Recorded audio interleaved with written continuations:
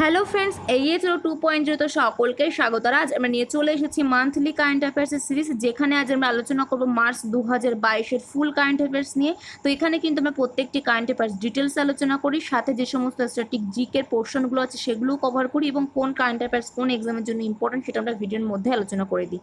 তো আজ আমাদের এটার পার্ট 2, এর আগে অলরেডি পার্ট 1 বার করা হয়ে গেছে, আর একটি পার্টের মাধ্যমে কিন্তু আমাদের এই মাসের কারেন্ট অ্যাফেয়ার্স শেষ হয়ে যাবে। যারা দেখেননি আগের পার্ট অবশ্যই দেখে নেবেন, লিঙ্ক ডিসক্রিপশন বক্সে দেওয়া থাকবে বা প্লে লিস্টের মধ্যে আপনারা পেয়ে যাবেন। তো বন্ধুরা, আর কোনো টাইম ওয়েস্ট করছি না, চলুন শুরু করা যাক। শুরু করার পূর্বে সকলের কাছে ছোট্ট একটাই রিকোয়েস্ট, যদি আমাদের চ্যানেলকে নতুন হয়ে থাকেন চ্যানেলকে কিন্তু সাবস্ক্রাইব করতে ভুলবেন না। তো চলুন শুরু করা যাক। ফার্স্ট কারেন্ট অ্যাফেয়ার্স কি বলছে, বৃহত্তম দৈত্যাকার রেডিও গ্যালাক্সিটা কিন্তু ভেরি ভেরি ইম্পর্টেন্ট। তো বৃহত্তম দৈত্যাকার রেডিও গ্যালাক্সি, যার নাম GRG অ্যালসিওনিয়াস, অর্থাৎ জায়ান্ট রেডিও গ্যালাক্সি অ্যালসিনিয়াস,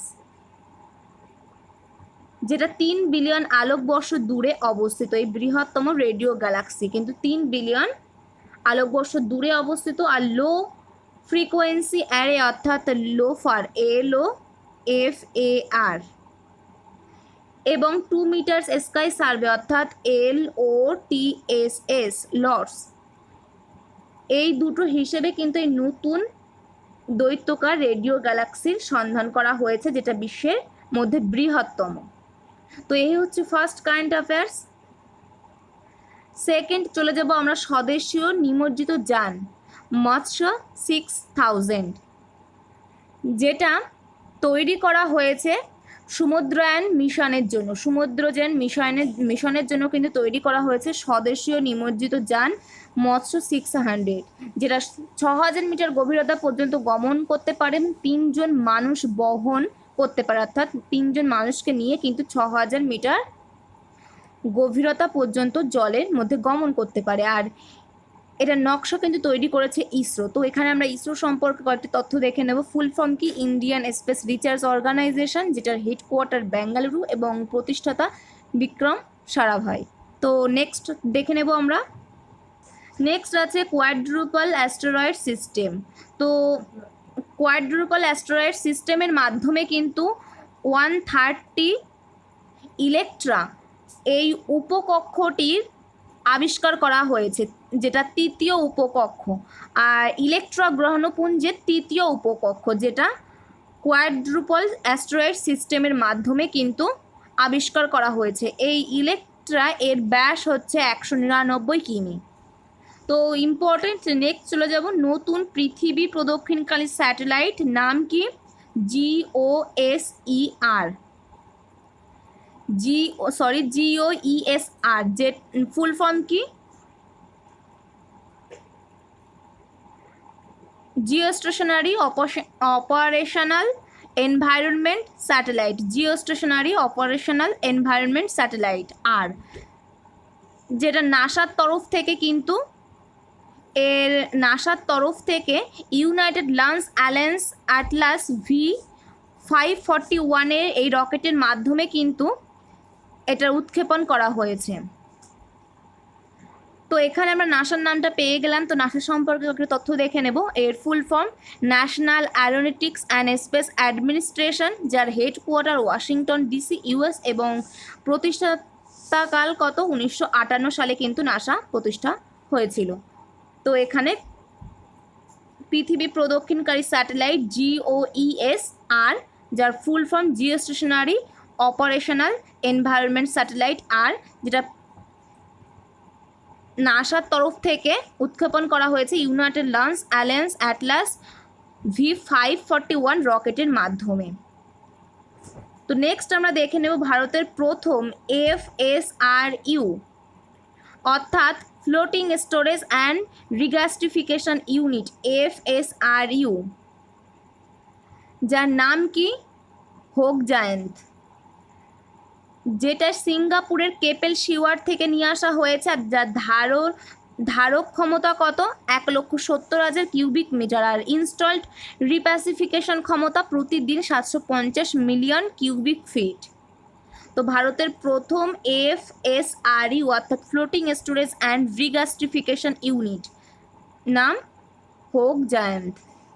নেক্সট দেখে নেব ভারতের প্রথম স্বদেশীয় ফ্লাইং ট্রেনার, যার নাম হানসা এনজি, যেটা কিন্তু পুদুচেরিতে সফলভাবে পরীক্ষা করা হয়েছে এই হানসা এনজি, যেটা ভারত দেশের প্রথম স্বদেশীয় ফ্লাইং ট্রেনার। আর এর যে নকশা নির্মাণ করেছে সেটাকে বেঙ্গালুরুর সিএসআইআর ন্যাশনাল অ্যারোস্পেস ল্যাবরেটরি। সমুদ্রের উপরে এটি 140 নটিক্যাল মাইল দূরত্ব 1.5 ঘন্টায় 155 কিমি/ঘন্টা বেগে কিন্তু অতিক্রম করতে পারে এই হানসা এনজি, যেটা পদুচেরিতে কিন্তু সফলভাবে পরীক্ষা করা হয়েছে। মনে রাখবেন কোথায় পরীক্ষা করা হয়েছে, পদুচেরি। নেক্সট আমরা দেখে নেব পেটার সুপার কম্পিউটার পরম গঙ্গা। পেটার সুপার কম্পিউটার যেটা আইআইটি রুরকিতে ইনস্টল করা হয়েছে, মনে রাখবেন আইআইটি রুরকি। পেটাস্কেল সুপার কম্পিউটার পরম গঙ্গা, যার কম্পিউটিং ক্ষমতা 1.66 মেগা ফ্লপ আর ন্যাশনাল সুপার কম্পিউটিং মিশনের অধীনে কিন্তু এটা নির্মাণ করা হয়েছে পরম গঙ্গা, যেটা আইআইটি রুরকিতে ইনস্টল করা হয়েছে। নেক্সট দেখে নেব আর্টেমিস 1 চন্দ্র মিশন, যেটা এসএলএস রকেট অর্থাৎ ফুল ফর্ম কি ইন্টিগ্রেটেড স্পেস লঞ্চ সিস্টেম এবং অরিয়ন স্পেস ক্রাফট, এই আর্টেমিস মিশন 1 এর জন্য কিন্তু রোল আউট করা হয়েছে এই রকেট এবং এই স্পেস ক্রাফটটির। এসএলএস অর্থাৎ ইন্টিগ্রেটেড স্পেস লঞ্চ সিস্টেম এবং Orion space craft roll out করা হয়েছে আর্টেমিস 1 চন্দ্র মিশনের জন্য।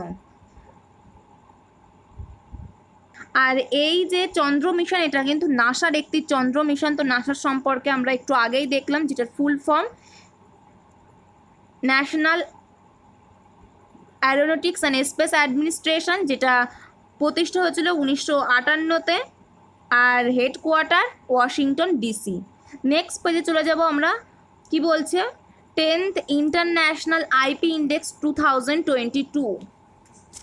তো এই ইন্ডেক্সটি 55টি দেশের মধ্যে কিন্তু প্রকাশ করা হয়, ইন্টারন্যাশনাল আইপি ইন্ডেক্স, যেটা এবার 10তম। আর এই যে ইন্ডেক্সে ভারতের র্যাঙ্ক কত, 43। মনে রাখবেন ভারতের র্যাঙ্ক 43 ইন্টারন্যাশনাল আইপি ইন্ডেক্স 2022-তে।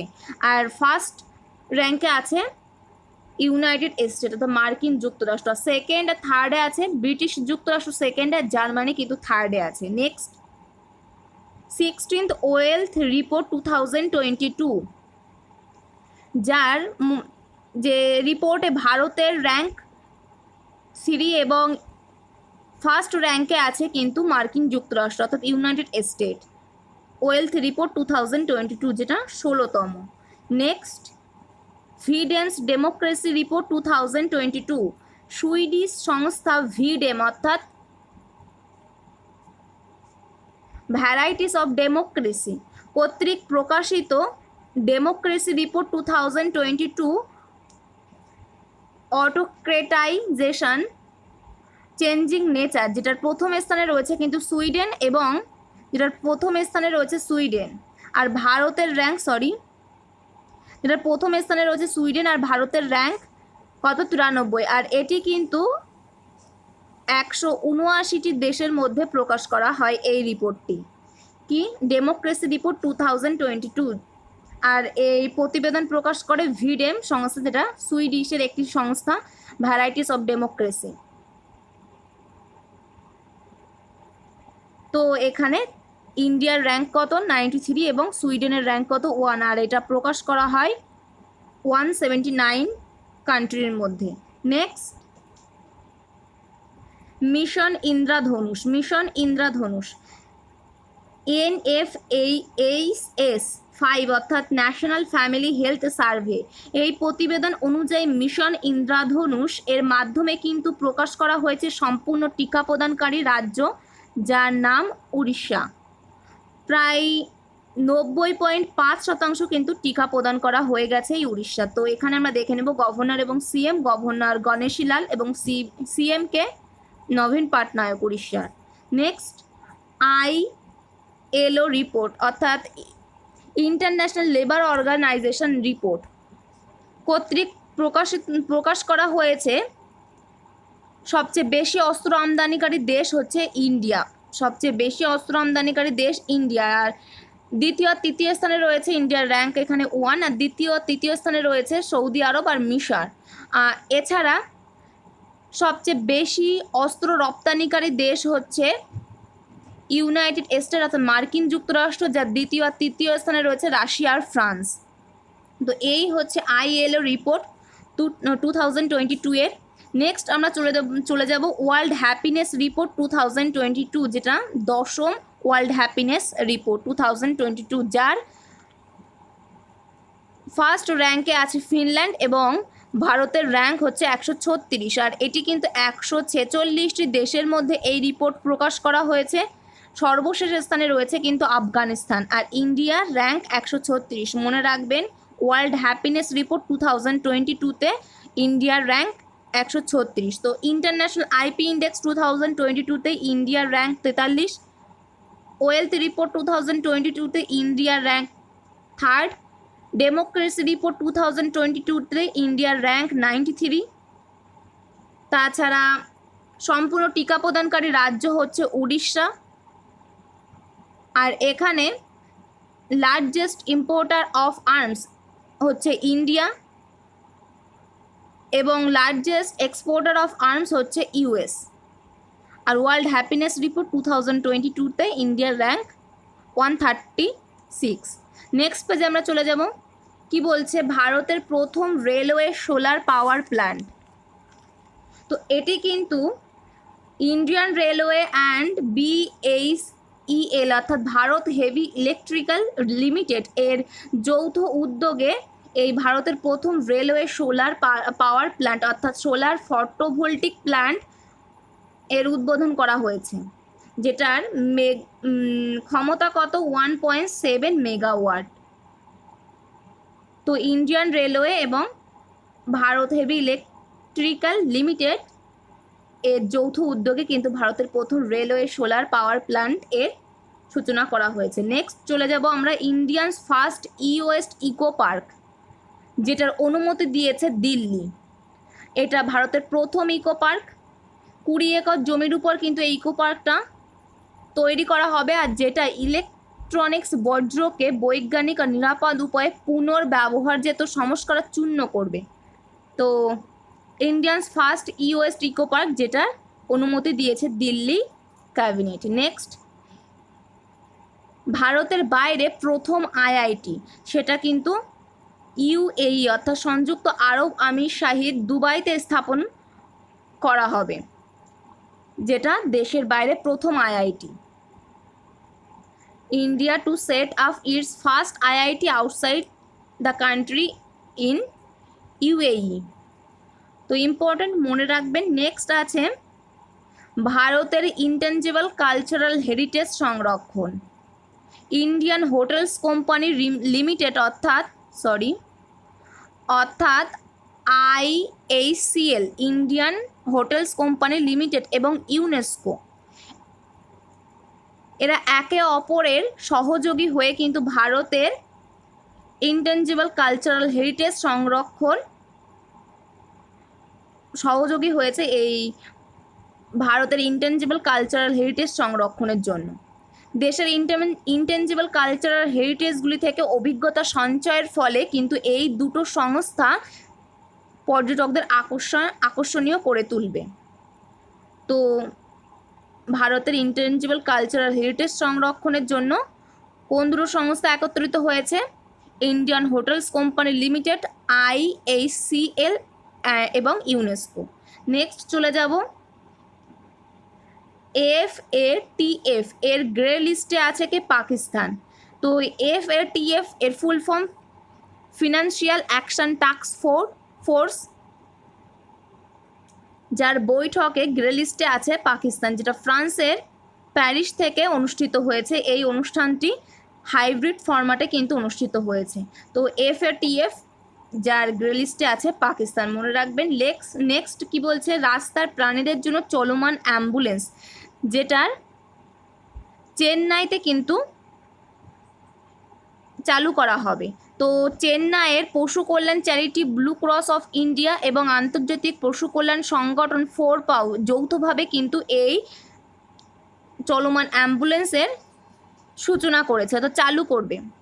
ভারতের প্রথম প্রাণীদের জন্য কিন্তু এই মোবাইল অ্যাপ চালু করা হয়েছে চেন্নাইতে। মনে রাখবেন, চলমান অ্যাম্বুলেন্স রাস্তার প্রাণীদের জন্য চেন্নাইতে কিন্তু চালু করা হয়েছে। তো নেক্সট NW1 NW2 যেটা সংযুক্ত করা হয়েছে ভারত আর বাংলাদেশের মধ্যে প্রোটোকল রুটের দ্বারা কিন্তু NW1 আর NW2 সংযুক্ত ঘটানো হয়েছে।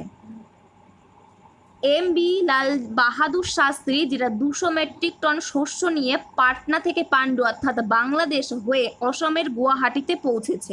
তো এর মাধ্যমে কিন্তু ভারত আর বাংলাদেশের প্রোটোকল রুটের দ্বারা NW1 এবং NW2 সংযুক্ত ঘটানো হয়েছে।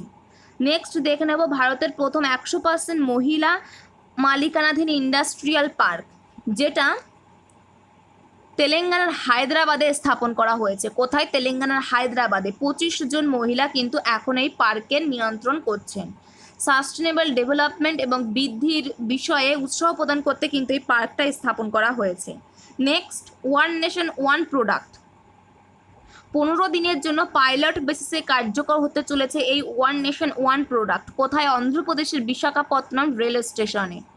ওয়ান নেশন ওয়ান প্রোডাক্ট 15 দিনের জন্য পাইলট বেসিসে কার্যকর হতে চলেছে, যেটা পূর্ব উপকূল রেলওয়ের মধ্যে প্রথম রেল স্টেশন এই বিশাখাপত্তনম রেল স্টেশন অন্ধ্রপ্রদেশে। তো এই হচ্ছে আজকে আমাদের পার্ট 2 এ টোটাল কারেন্ট অ্যাফেয়ার্স। নেক্সট আমরা আর একটি পার্টের মাধ্যমে টোটাল কারেন্ট অ্যাফেয়ার্সগুলো কমপ্লিট করে ফেলবো মার্চ মাসের। তো বন্ধুরা, এই হচ্ছে আজকের টপিক। যদি ভিডিওটা ভালো লেগে থাকে বা কোনো রকম উপকার পেয়ে থাকেন, অবশ্যই ভিডিওটিকে একটি লাইক করবেন এবং সকলের মধ্যে শেয়ার করে দেবেন। আর আজকের মতো এখানেই শেষ করছি। নেক্সট ভিডিওতে আমাদের আবার দেখা হচ্ছে। Thank you, good bye.